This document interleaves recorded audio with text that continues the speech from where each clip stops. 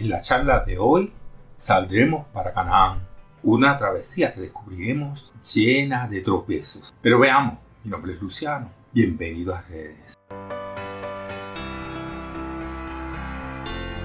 El pueblo por fin emprendía su viaje a Canaán.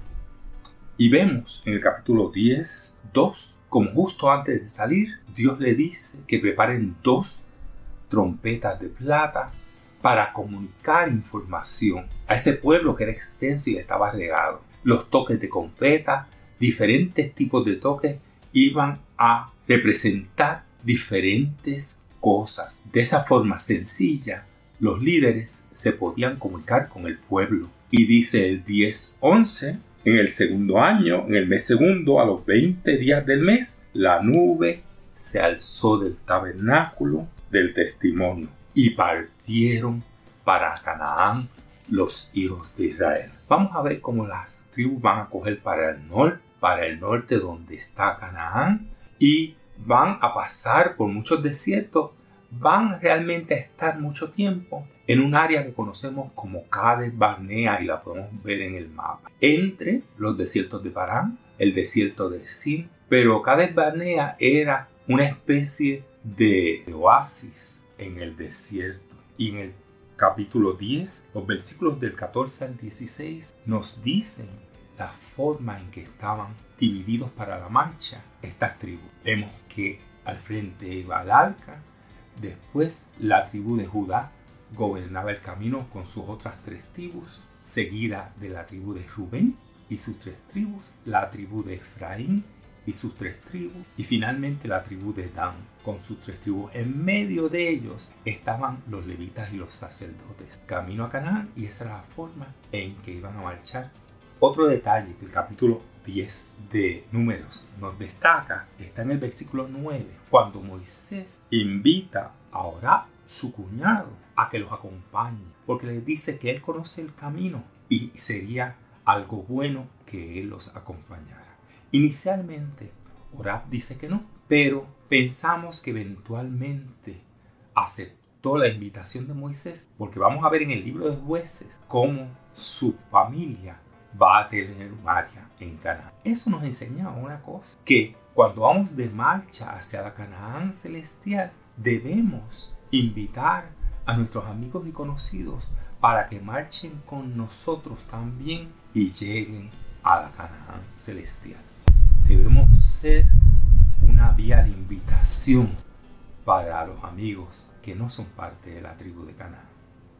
Y pronto comienzan los tropiezos. Toda reunión de personas y todo liderazgo en algún momento se va a enfrentar a un tropiezo. Y en el capítulo 11, en el versículo 1, vemos enseguida que aconteció que el pueblo se quejó a oídos de Jehová, y lo oyó Jehová y ardió en ira. Con todos los motivos que había para dar gracias, el pueblo se queja.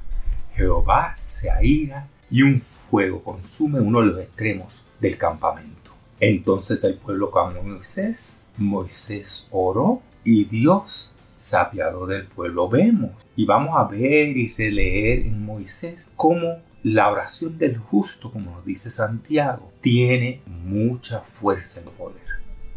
Un momento después, vemos en el mismo capítulo 11, en el versículo 4, cómo quizás por incitación de las personas extranjeras que habían venido con ellos, aquellos que habían venido porque habían creído en Moisés, empieza una queja de hambre para carne.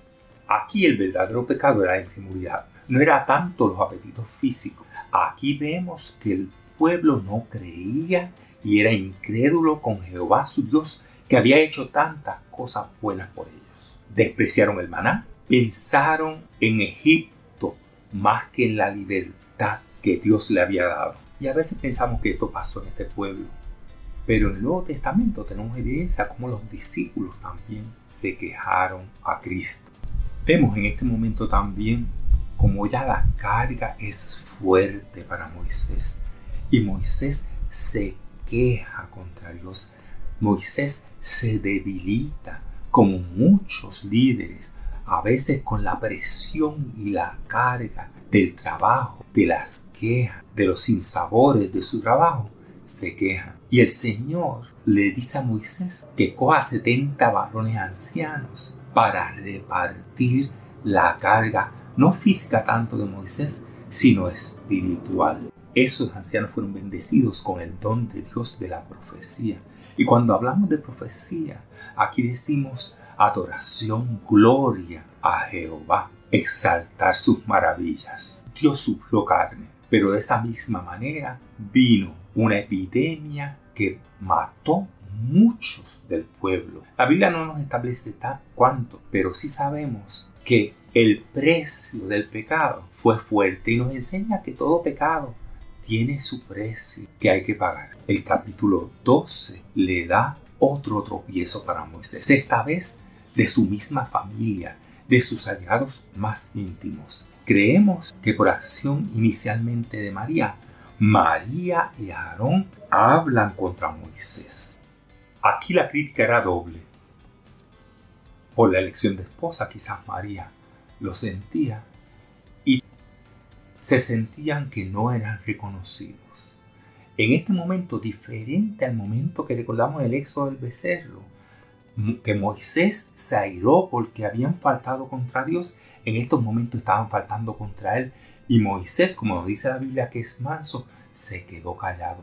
Pero Dios intervino, porque Dios interviene por sus hijos y los mandó a llamar. Y lo primero que les dijo es que diferente a los profetas que van a tener visiones o mensajes, Moisés era especial porque Dios hablaba con él cara a cara. Y después que le dice eso, se va. Pero su afrenta llevaba un castigo. Aarón mira a su hermana en el momento que él se va y tiene lepra avanzada. Recordemos que la lepra se comparaba con el pecado. Y ellos, que Dios los había bendecido con posiciones importantes. A María había sido una profetisa. Ahora tenía la humillación de la lepra, la humillación del pecado por su afrenta. En esos momentos inmediatamente Aarón interviene con Moisés a favor de su hermana.